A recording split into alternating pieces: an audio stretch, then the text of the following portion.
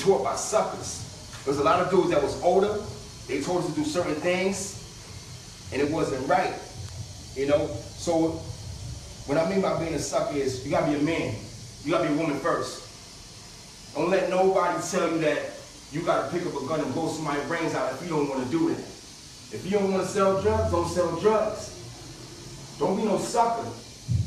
Don't be no sucker, because half the time when you locked up and when you going away, they ain't gonna do shit for you. That's being real. How many of y'all been locked up before?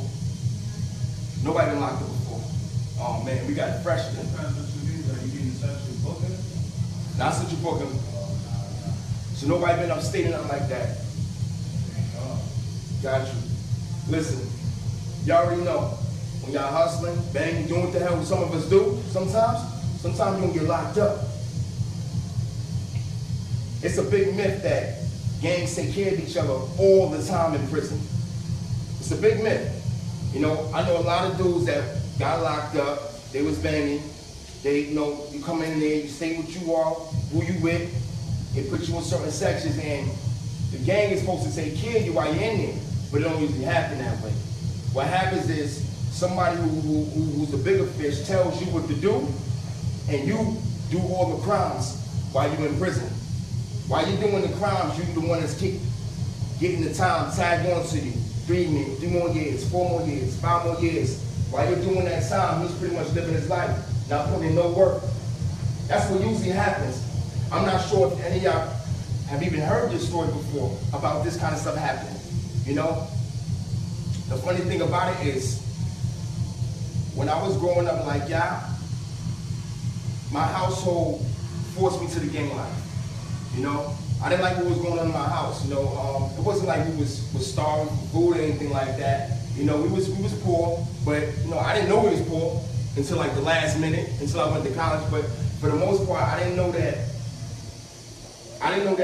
there was a whole nother world out there, that it was kids that was suffering like I was, that I was going to be attracted to so much when I went to play in the park.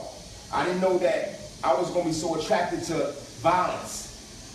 I was going to be so intrigued by dudes selling drugs. So when I was coming up, all the drug dealers had like, they had, what was it called? The New Balance sneakers.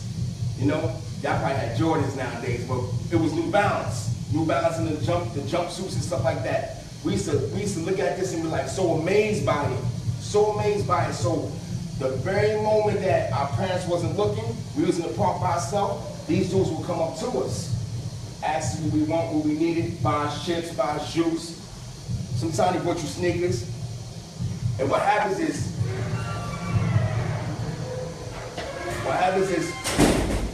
that friendship or that role model, you start to look up to that person.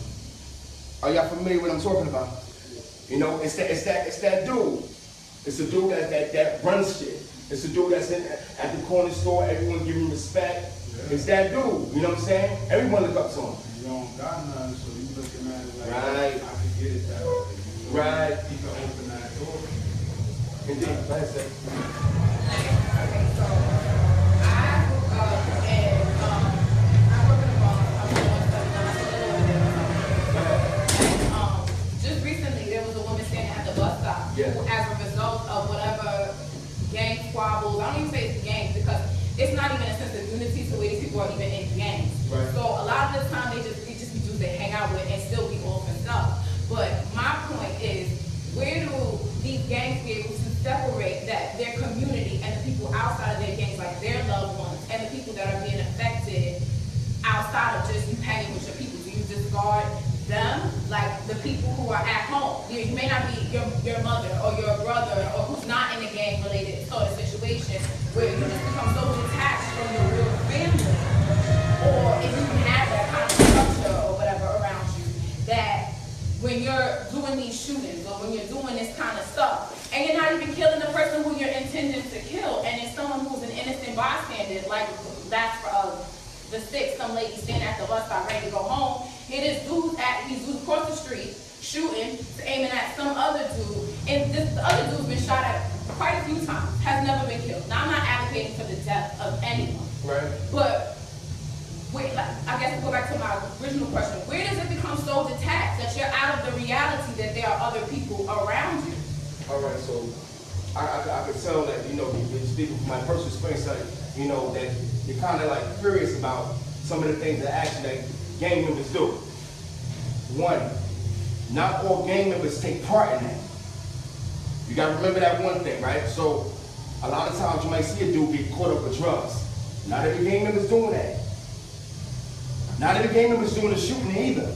A lot of them, most gang members, is probably about maybe, give or take, 5 to 10% that actually do shootings and killings. 10. I said 10 in my head. I swear to God, it's 10. Right, you know what I mean? It's about 5 to 10%. Most of them are just like you. They just chose to be in the gang.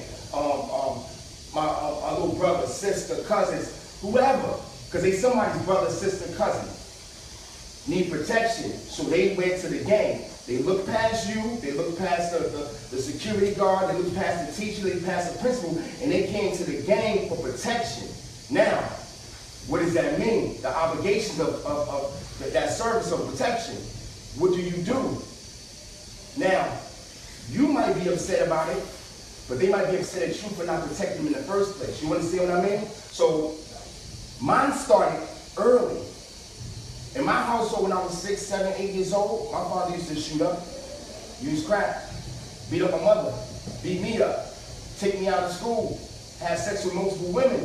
And he used to take me to their house from the South Bronx to Harlem. He used to take me to the house, sit me in front of the TV, I played a lot of board games by myself, so I played board games by myself while this dude was making noise in the back with another woman. So that's how I grew up. He used to tell me, hey, listen, I'm finished. Light me a cigarette on the stove. I knew how to climb on, bring the milk carton up, get on the stove, light the cigarette, take a puff, and bring it in the back. I'm 6 years old doing this. So by the time I get to your age, I don't understand what you're talking about. I don't understand anything you're talking about. So when you're saying like disregard for life and disconnection, I've already been disconnected because I was able to do that in my household and go to school and fool my teacher that nothing was wrong. I was able to have my first girlfriend and she didn't know anything was wrong until it came up. Until somebody who I seen that shot my friend before and rage came over me. And if I had a weapon, you know that I was discharging the weapon, right? It doesn't look like anything.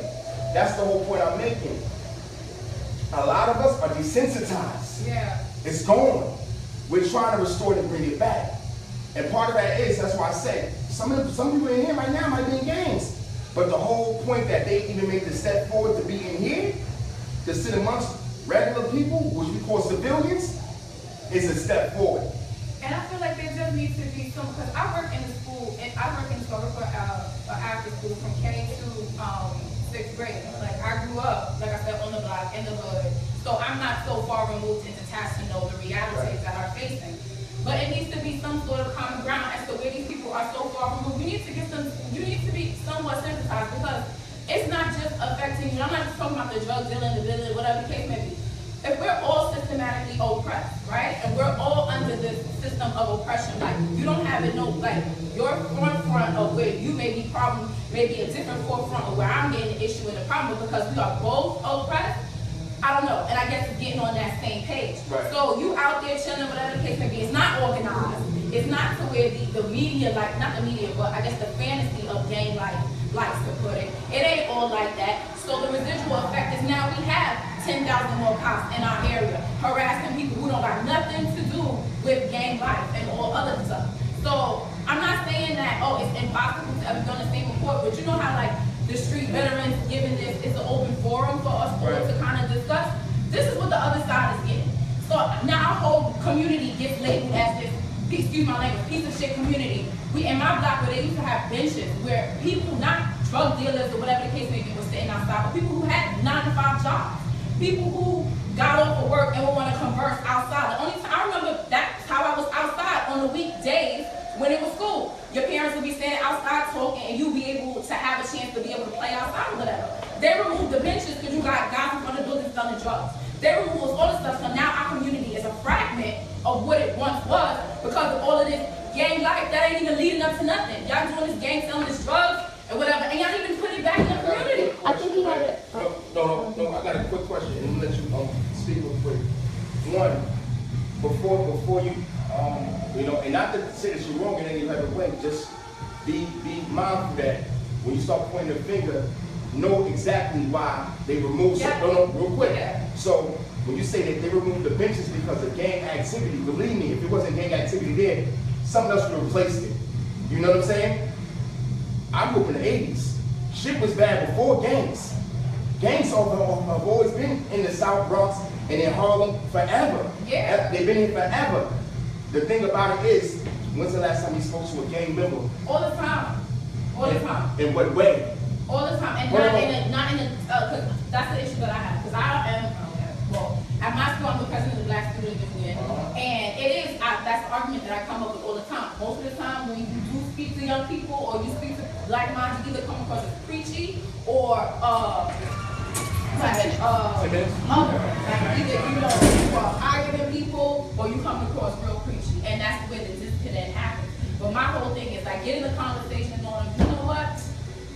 Like you said, with the whole relation, it's not just gang life. There's so many issues more so than gang life. But I guess to sum it all up, there is a brighter, like it's something brighter other than the attraction and the allure of gang life. Like I feel like there needs to be a balance to that argument. And I agree with you. Hold on, brother. What I was gonna say to that is like, nowadays you can't even say it's a gang, like, you get what I'm saying? That's what I'm saying. Everybody's trying for themselves. Like, to be honest, like, gangs is not really like out here no more. It's like crews, you know what I'm saying? People mingle, like what G said and all that. But what I was gonna add on to that was like, it's just like the way they be trying to act like the young folks. It's not, because you got the kids that be in front of the building, like you say, yeah, on the benches and all that, but see the old folks helping with the groceries, you feel me? Because they was raised correct, you feel me? But that side only comes out when you being disrespected, you feel me? Or when you being treated less of a man, you know what I'm saying? That's when that side really supposed to come out, you know what I'm saying? But as far as just trying to show like, yo, I'm nice at this, that's not really, that's stupidity. That's not nothing related to gang, that's stupidity, you know what I'm saying? Like, it's different, but that's all I just wanted to say. Real quick, I'm gonna let her spill real quick, and then I'm gonna hear what you about to say. Okay? Go ahead. All right. Actually, let him. I would like to hear his comment because you had your hand up before and we missed it. Honestly, I feel like it's just that like it's beyond the game. It starts both like at home. Right. Like, he was raised at a young age. The world was like that's not his fault that like the person that he was supposed to be taught by was like misguided by whoever he was taught by, because he obviously had no God to teach him. So like it's not just a game. It's just that sometimes like people don't get that God from young age, like they go to shoot. And just you know, he may got doing what he don't know, but he like he's showing some type of godliness towards him. And like it may be the wrong type of intention, but that's not his fault that he can have one. I didn't know about that. I'm just kidding, I can't know that, but like my pops and my mother have been living together for like forever. But like 20, I think like 26 years of marriage, like I know right from wrong. I'm not disrespectful. Even if disrespectful, I'm not gonna bother because like, I know I'm a man. I'm supposed to be thinking that. That's because my father never ever showed me to like in a girl right. I mean, I always thought, even for the smallest thing, you better not hear it. Even if she was lying, like, that's just how I was taught. So like you got people that raised seeing their pops, daddy and their mom, so they gonna come out here violate anybody want and like they feel it. It's just like it's just certain things that it's not always on the game. Like the games do have a heavy input on people, but it's not always the game. Right. So part of what you were saying is, since part of what you're saying, I'm gonna get you in 2 seconds. The real thing is communication. If you learn how to talk to all walks of life, things become so much smoother. You know what I'm saying? Just like I'm able to be a blood and talk anywhere across this country. We just came back from Belize. You know what I mean? We just can't. I've been speaking around the country since 2005. You know what I'm saying? That's because I learned how to talk to adapt to certain people's way of life. Now, when you're talking, I can hear the frustration. Just like if I was a 16-year-old, I can hear the frustration. It's like, you know what? Cool, I hear what you're saying, but I'm not hearing what you're saying. So part of what we try to do, and I heard everything you said, right? And this kind of things that where we merge, right? Because I work with people that feel the same frustration that you do, and I work with youth that feel the frustration like that, kind of that gap. So how can we now, and today's like task is to do that, right? How do we now work together, right? Moving forward, right? So what we do is with Jason, what I use him for, I hate saying use him for him, but he knows how to speak the language, right? But I have some some contacts or resources, right? Now, I would like to, if the kids are looking for jobs, you know what I mean, in certain neighborhoods, well, I have some resources, right? But Jason, they're not always coming to me, right? Because they might not feel safe or they just feel disconnected, right? How can I now bring it to them? So a lot of the things that we do is outreach. We try to focus on that. You had your hand up, so I would just like to hear what you have to say. Okay. Okay. So some of the things that you were talking about, like the removal of the benches, you know, one of the things that we're learning about, I teach gangs and street crimes in Rutgers University, and what I try to teach my students about is that gangs have been in our country forever. Whether it's just right now it becomes a more urban problem when we're talking about Black and Latino youth, right? But understand since the beginning of this country, anytime you have communities that are socially isolated, and what that means is that, you know, they're marginalized. What that means is that there's poverty, there's not a lot of opportunities, not jobs. You're gonna have gangs, whether it's the Irish, the Italians, but they have been able to assimilate in mainstream culture. Now, where race plays a factor into it is nowadays in New York City, you see a lot of gentrification, right? You guys know what gentrification is? Like Harlem, in the Bronx, right? You notice they're cleaning up certain sections. So when you're talking about them moving the park bench, it's not always really targeted at just gangs. It also has to do with the housing market. So the more we know and the more our communities know and are able to mobilize, so these are the conversations that have to happen. Now you can teach her and she can teach you. Imagine how powerful you guys would be together now, right? Because you have that connection with the people in the streets, right? Okay, and you could bring her and people that she knows, right? You said you were the president of the Black Student Association? Yeah. Okay, so imagine if you guys could work together, right? Young people that are in that neighborhood that are looking up to these other people that are hanging out in the streets, right? Let's get them before they're, you know, before they locked up and stuff. Yeah, that's how you get them. We're the ones that are already in the gangs, all right, you're in there, but that doesn't mean you have to shoot, right? Let's figure out another way that you can live your life. It's not illegal to be in a gang. We know that, right? Okay? I want to maybe not kind of take because like he was saying too, and when I asked you earlier, to take the emphasis off the word gang. Right. Because maybe that would be having an issue maybe in the 90s, more so like issue, like if you put out there, whatever the case may be. But more so people really ain't in, like he was saying, ain't gangs. It's more of stuff. And it's still with, okay, like I said, I work with kids. And what they see in home. What is highly glamorized and prophesied, like not prophesied, but put to make money, and the images of what most urban people look to in the media is what? So let me correct you real quick. As far as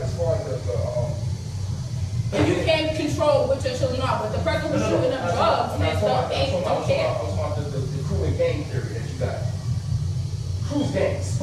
As long as people want to lock you up and say that your crew, whether it's a 2-man crew, 3-man crew, is a gang, all you need you're is a gang 5 member. people. And guess what? When you get locked up and they send you up, guess what? They saying they are a gang. And guess what? The dude's in the prison. I want to shoot you like a gang. So guess what? Whether you like it or not, they classify you as a gang. Period. Whether you're in a 2, 3, 4-man crew, whatever, it's just not an organized gang. That's the only difference. But it's still the same thing. If I shoot one of him, he's not going to hesitate to shoot one of mine. That the whole thing of what you're talking about, you're on the right track already. The only thing is you have to utilize your tools and utilize his tools.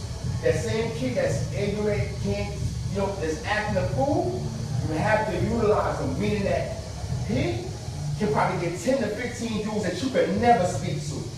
If you win him over and teach him and show him something better, he'll get the rest of them to come.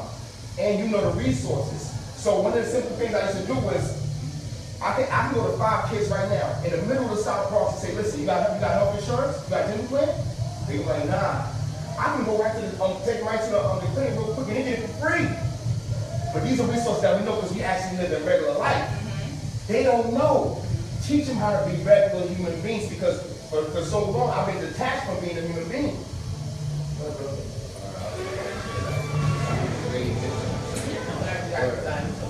Gotcha. No problem. They have it like that. My brother, when he juggling and shit, I was going up this shit on the crib. I was like, anybody who's like, right, man, like I got money, I got everything, like